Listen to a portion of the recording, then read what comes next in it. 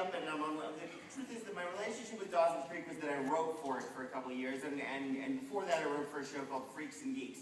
And there are two shows that are polar opposite in their handling of high school than those two shows. And I was always caught between them. I always thought that the kids on Freaks and Geeks were funny and awkward and never said the right thing, and the kids on Dawson's Creek were so cool and always said the right thing. My experience in high school was somewhere in the middle there, and ever since I've been trying to sort of forge some sort of voice between those two huge influences in my life. So you were caught between the freak, the geek, and the creep? I was Sure, there's a lady right down front here.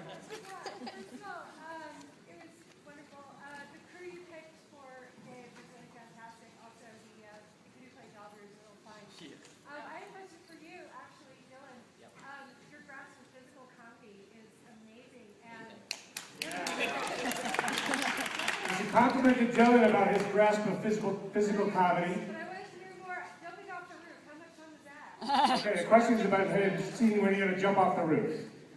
Yeah, it's actually really cool. Actually, I have something to say about this. Oh my god, here we go. That scene was the first day of shooting. I swear, yeah, the first thing up, it was the jumping off the roof scene.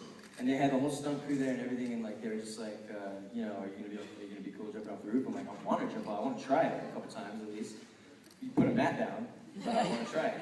And they put like this huge 10-foot mat down, and I did get to take a couple takes where I jumped and I hit the tree, and then I like land on the mat, and I don't even know. I was having a heart attack because it was day one. And Dylan was like, I gotta do this. You gotta let me do this. I think it'll look more real. Standing there with our great first AD, Mark Trappenberg, and we're watching the monitor, and we're like, he's gonna break his arm. So we're not gonna have a movie.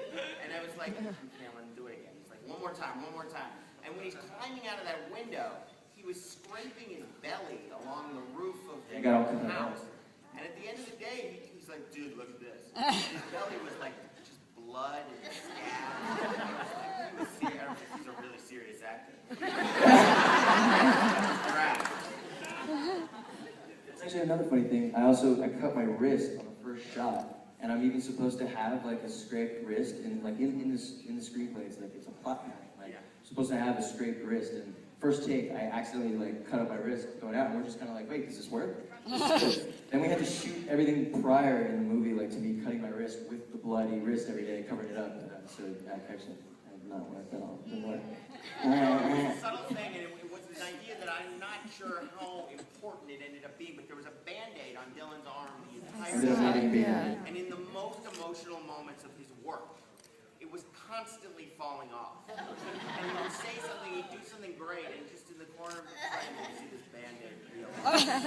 You gotta do it again. I hated it so much during the sex scene because I was sweating a lot. We have a... Sorry. Questions.